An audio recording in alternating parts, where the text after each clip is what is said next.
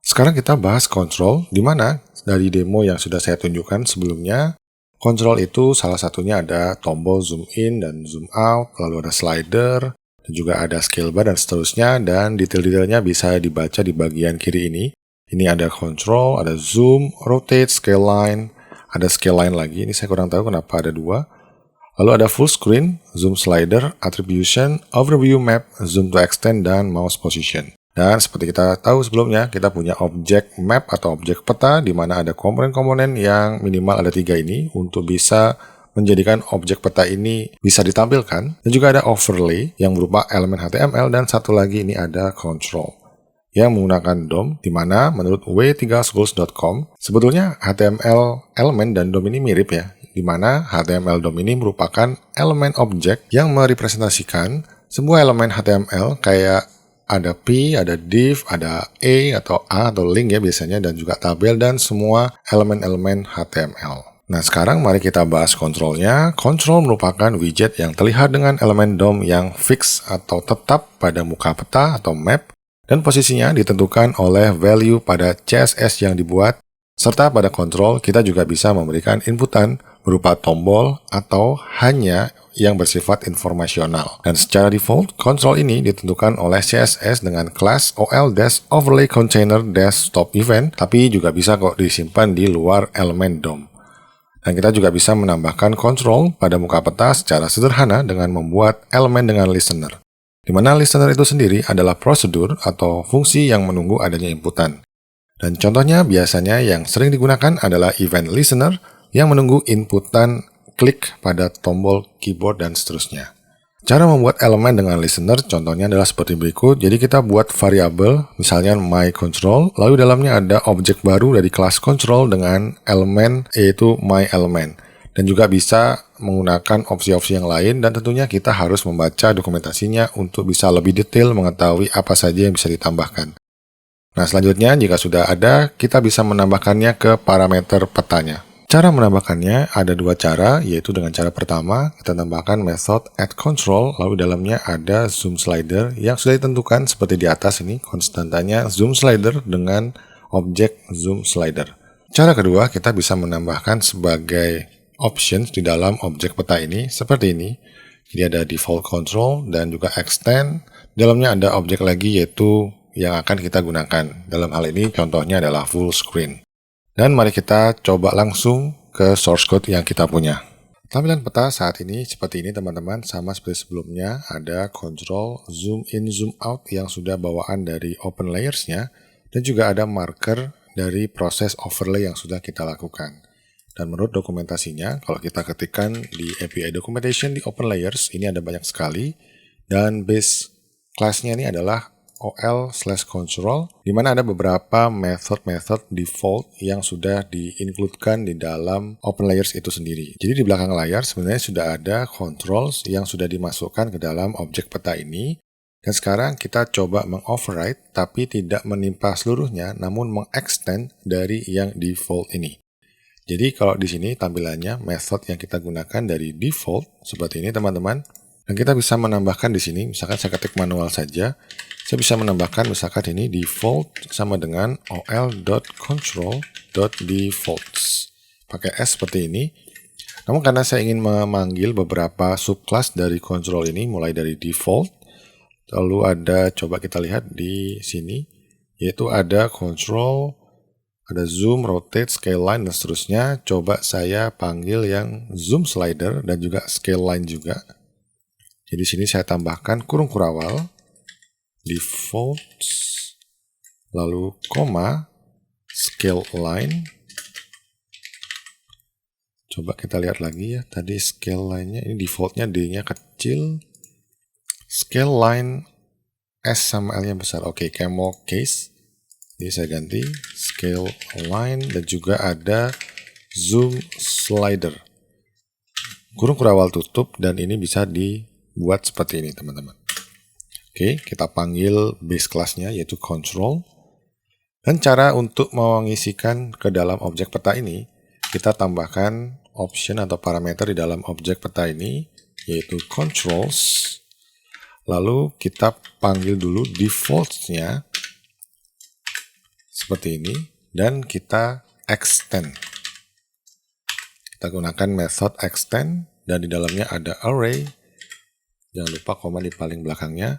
Lalu di dalam array ini kita masukkan masing-masing kelas yang akan atau yang ingin kita tambahkan. Contohnya zoom slider sama scale line. Jadi kelasnya ini kita buat menjadi objek baru, zoom slider dan new scale line. Misalkan seperti ini. Ops, yang atas ini kurang. Oke, dari sini tampilannya bagaimana? Ya, tampilannya akan seperti ini teman-teman. Jadi tombol aslinya ini masih ada, tidak tertimpa seluruhnya, dan kita sudah punya zoom slider dan juga ada scale line-nya ini. Dan zoom slider ini juga sudah mengikuti isi dari view yang ada di sini. Jadi kalau misalkan kita set, misalkan ini 10 zoom-nya, lalu min zoom-nya kita buat misalkan 8, max zoom-nya ada 12, misalkan seperti itu. Kalau kita lihat di sini, zoom slidernya, kita refresh seperti ini. Jadi kalau misalkan ini tadi kita set sebagai zoomnya ini ada 10, jadi dia akan mulai dari 10. Dan kalau kita turunkan, mentok di angka 8. Seperti ini. Dan kalau dinaikkan, dia akan mentok di zoom level 12. Tidak sampai seperti zoom level sebelumnya yang sampai detail sekali. Yang pernah saya set itu 18 biasanya. Tapi tadi karena saya kosongkan, dia akan zoom in ya, maksimalnya ini sesuai dengan peta yang mungkin bisa ditampilkan. Seingat saya secara default itu sampai zoom level 25 atau 28 gitu ya. Teman-teman bisa cek di video-video awal saya menjelaskan ada zoom maksimum tuh angkanya di berapa. Sekarang mari kita tambahkan control, tapi sifatnya ini bukan user interaction seperti zoom slider ini, tapi kita tambahkan yang informasional mirip seperti scale line ini, yaitu mouse position. Biasanya munculnya di pojok kanan atas. Kita lihat dokumentasinya, control. Nah, ini ada mouse position. Cara penggunaannya pun sama seperti kelas-kelas yang lain, yaitu kita panggil dari kelas ini, kita buat objek baru, mouse position, dengan option yang bisa kita pilih. Nanti saya akan ngisi yaitu koordinat formatnya, projection, class name, dan juga target HTML elemennya. Langsung saja coba kita masukkan di sini mouse position untuk memanggil kelas mouse position. Seperti ini teman-teman. Lalu di dalamnya kita tambahkan lagi di dalam extend ini. Di dalam array extend, new mouse position. Kurung buka, kurung tutup. Jangan lupa koma di belakangnya untuk meskipun yang paling belakang ini nggak terlalu perlu komanya, tapi kita biasakan. Dan di dalamnya kita tambahkan kurung kurawal lagi untuk mengisikan options di dalam objek mouse position ini, yaitu coordinate format. Kita buat koordinat formatnya ini ada di modul. Kita lihat di tab baru seperti ini dan kita akan gunakan, ya mungkin saya akan langsung saja. Di sini saya akan create string XY seperti ini. Dan di dalamnya akan saya isi angka 4 untuk mengisikan 4 angka di belakang koma untuk X dan Y-nya. Jadi ini adalah create string XY. Ini akan saya importkan ke dalam script kita. Di atas ini saya tambahkan di sini let. Oke. Nanti titik. Ganti sama dengan seperti ini teman-teman. Dan di dalam options koordinat format tadi saya buat create string XY, di dalamnya isinya angka 4 untuk menandakan bahwa saya hanya minta 4 digit. Dan projection kita isi EPSG code-nya, kode EPSG saya isikan WGS84 dengan kode 4326. Buat yang belum memahami kode EPSG, kalian bisa melihat video EPSG di playlist ini, di playlist Open Layers. Dan class name-nya saya coba isi misalnya koordinat mouse. Atau koordinat kursor gitu ya, jangan mouse, kursor. Selanjutnya, targetnya ke elemen apa? Yaitu, oh ya kita belum buat elemennya ya. Coba di sini saya buat dulu.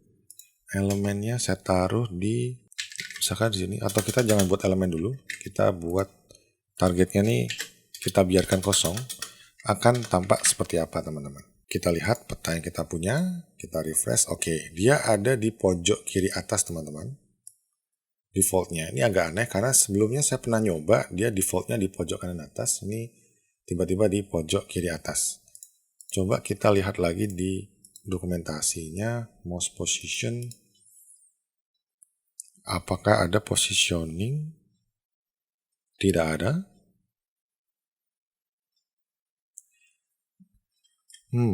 Coba kita masukkan saja ke dalam elemen HTML. Targetnya ini adalah dokumen. Kita buat div dulu deh di index, saya lupa.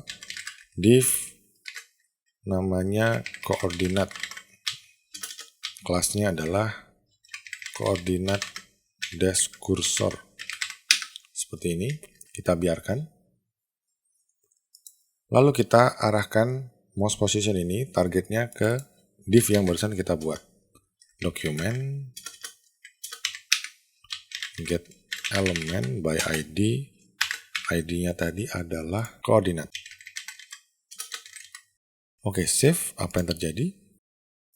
Oke, dia ada di luar, di bawah peta ini. Jadi teman-teman sudah mendapatkan gambarannya ya. Kalau misalkan kita tidak menggunakan target ke DOM tertentu, dia akan ada di pojok kiri atas di petanya.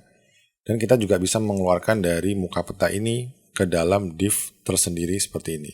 Otomatis nanti kalau keluar seperti ini, kita bisa memanipulasi lagi tampilannya. Apakah nanti ukuran fontnya ditambahkan, atau di depannya ditambahkan misalkan bujur, titik 2 nilainya berapa, lalu lintang, titik 2 lalu nilainya berapa, seperti di sini.